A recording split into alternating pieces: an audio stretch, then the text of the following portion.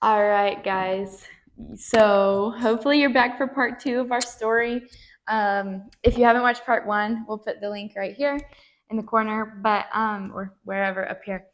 But yeah. So basically, we just filmed part one of our love story, and we picked up. We're picking up right here where we left off there. So we don't miss any details. Exactly. With our lists. So both of us had lists. Mine was 27 things. His was something the Lord spoke to him, very precise. There were about like 6 or 7 things on there. Yeah. And so we're gonna share like 1 or 2 that were like really key for us, that were a real like tipper for us getting married. Or deciding to be like, oh, this is my husband, this is my wife. Okay, so it was a rainy night. Going to my house. I'm just kidding. I was actually on the way to my house. We were like in a trip with my family, and all of a sudden, I feel like my body starts freezing, and I just started hearing from the Lord, and He told me actually a couple things about my future wife, and two of the things that He mentioned were that she was going to be, or she is, a genuine daughter, and that her parents were pastors, a pastor and a prophet, basically, or like they had those callings. So it's like, okay, and there's a couple of them. There's a couple of details there as well.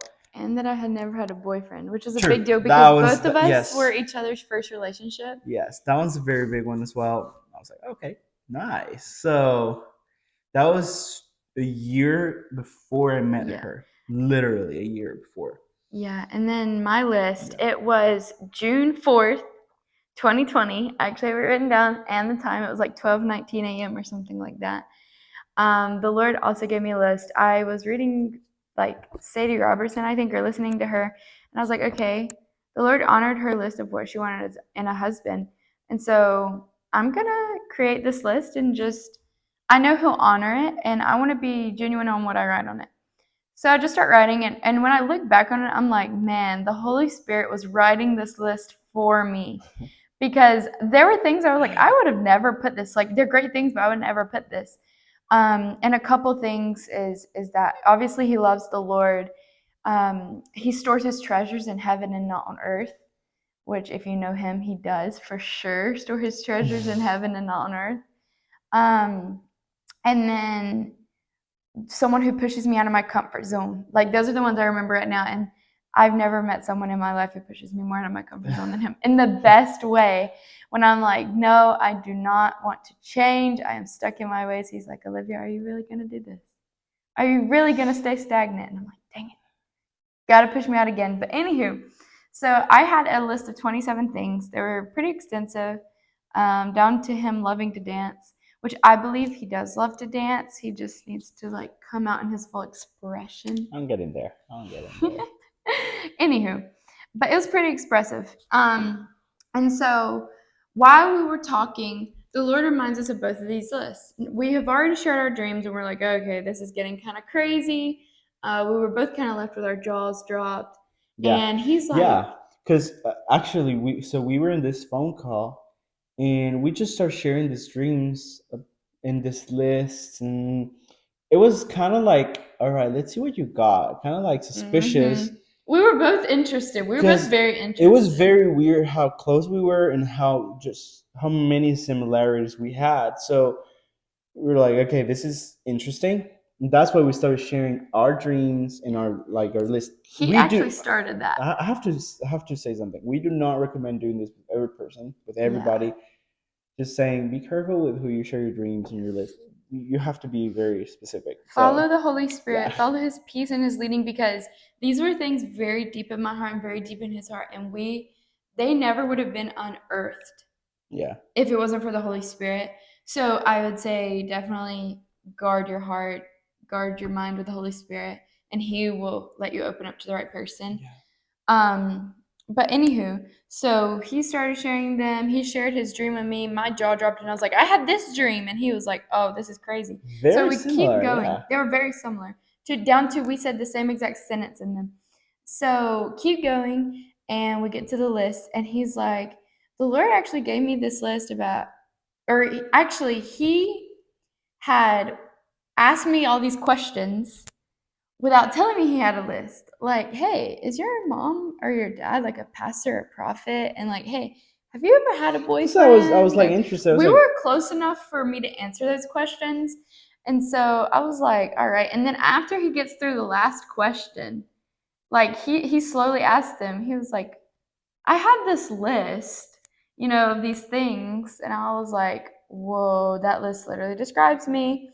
And I told him I had a list too, but he actually didn't hear my list until our wedding day. I kept them and included them in my vows. But anywho, that's like the basis. I think yeah, that's like the base details. So from January to June, yeah. But wait, but like that time where we shared dreams and everything was yeah, like in April, February. It was February. February, March, I think. It was It, February because I it's remember all I told it's, SB in it's all February. blurry. Anyways, so after that, we were like, okay, what do we do now?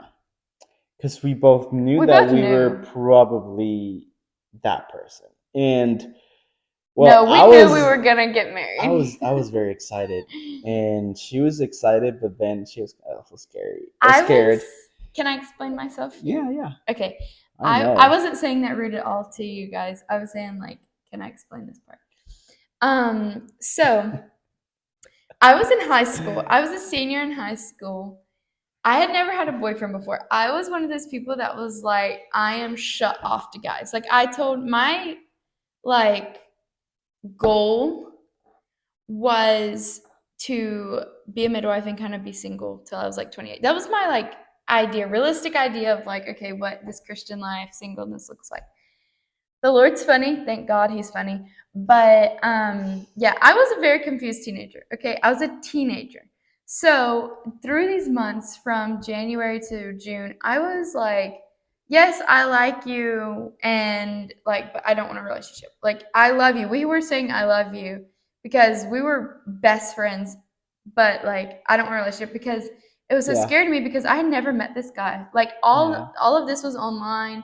We had done FaceTimes and everything, but I was like, I still don't know. I've been told to stay away from people like you because you're online and you're in another country. yeah. And It's reasonable. It's reasonable. I didn't know because we hadn't walked that area of trust together to know him physically, to know, like, hey, can I trust you in the And same room? so that led her to sometimes. There was one week where actually she was like, "We are not going to talk for a week," I and need blah to blah figure blah. this out. And I was like it literally broke my heart. And she didn't last like a single day. Like, Yeah. and actually, what's crazy, I told my parents about this because I always involve them in stuff like this. I used to involve them, and um, I just trust them like that. And I told them, hey, so if you don't see me talking with her, it's because she wanted to do this. And my dad was like, what? She was so confused. Yeah. My mom was so confused as well. And it was not a culture difference. He was like, that's so weird and blah, blah, blah. But then my mom prayed for me. And she was like, I'm going to pray for you because I see that you're sad. And I was really sad. And we were going out somewhere, and she prayed, Lord, if this is meant to happen, if this is the person you have for Gerardo, she is going to text her soon, today. Literally, when she finished praying, I had a message from her. So Yeah. she literally texted me after like when my mom was praying for me. It was pretty It's crazy how these crazy. things happen. Like so many things like that happened through our relationship Yeah. because I was one to pray for every guy I'd ever liked. I was like, Lord, these feelings, if they are from you, Lord, let them stay. If they're not from you, take them away. I prayed this for guys, I kid you not, 5 months. 5 freaking months. And these feelings never went away. They just grew and grew. And I found myself acting lovey. I found myself acting sweet. I was like, what is happening to me? I'm broken because I was the person that was like, I don't Broken. have feelings for guys. None of my friends know. I've never had a boyfriend. Like Yeah. this was an identity partially. And we could do a whole another video on letting your singleness become your identity. Yeah. Don't do it. But anywho, so we go on. Fast forward, there's these months of just confusion, but also growth in each other. A lot of growth. We had lots of long conversations, lots of deep, touching, intimate conversations. Worship, even. Worship. We would sit there and worship for hours. Yeah. It was beautiful. The most beautiful thing I'd ever had. And the Lord told me 3 things during this time. He told me, he stopped me in my tracks and he was like, Olivia, first, and these are all on different days. He said, let him love you. And I was like, Lord, I don't know how to let you love me, much less let him love me. And I just felt like, let him love you. And I was like, okay. So I quit like trying to push him away. And I just kind of was like, well, I'm going to act like this. And if he goes, he goes, type of thing. I made it really hard for him. And then second, he said, how do you expect to have a perfect, I'm a big perfectionist. I'm getting better at it. But he was like, how do you expect to have this perfect relationship without ever be willing to be vulnerable and to kind of show your weaknesses? And that just kind of hit me. And I was like, okay, I'll be vulnerable. I'll be vulnerable and try. And then the last thing he said, check your list. And over, anytime I doubted, he just said, check your list. And every time over these months, I went back and checked my list. One more thing was checked off that he had told me or something. Like I was on the phone with him and I was like, say that sentence again. And it was the exact sentence on the list. It was pretty crazy. And so, anywho, fast forward to June. Yeah. So when we started growing, we were talking, worshiping, etc. By that time, my family already knew. My family definitely knew. They knew I liked her. They didn't know I was going to marry her. My dad he was a really good guy in that time. But her family, her mom specifically, was making some jokes. Well, you got to think, when I told them about you, I said, I think I love him. Yeah. But immediately. And like, not but like, she started making these jokes. And one day she tells me, my mom just called you my boyfriend. And she would make these jokes. So it's like, oh, shoot. Like, we're getting exposed. And I just decided that day, I thought, well, if she is making these jokes, it means that she's accepting me like that. Should I just go for it? And I just thought it was a good timing. I thought it was the best moment to do it. Because if he would have kept waiting, I would have been like, dude, what are you waiting for? Like, we're going to get married. Even though it was online, I just felt like I needed to do it. So on June 11th, I asked her to be my girlfriend. Yeah. And we did Facebook, actually WhatsApp video call. I asked her, hey, I called, and I asked, hey, would you be my girlfriend? And she said, sure. I was like, nice, good answer. So yeah, so from there I was like, yep, like you already got my yes, I'm sure on this. But what was funny is that I want to share a few more details before we go to the next part. But during that time I was like, okay, Lord, if this is my husband, we're gonna be in the same revival group in BSSM. And he didn't know that. And I was like, and if we're not in the same revival group, I will break up with him. And I was like, I'm throwing this fleece out for you. And you got to do it. Because I was not about to fall. I was not about to get hurt. It just wasn't going to happen. So through these months, we actually planned. He wanted to come for my birthday, which is July 28th. Didn't work. Multiple reasons, which we're not going to Multiple reasons it didn't work. But he ended up coming August 2nd to Georgia. And we ended up flying to Reading together. And then we'll go on to part 2. Yeah. To finish that's how our dating timing started.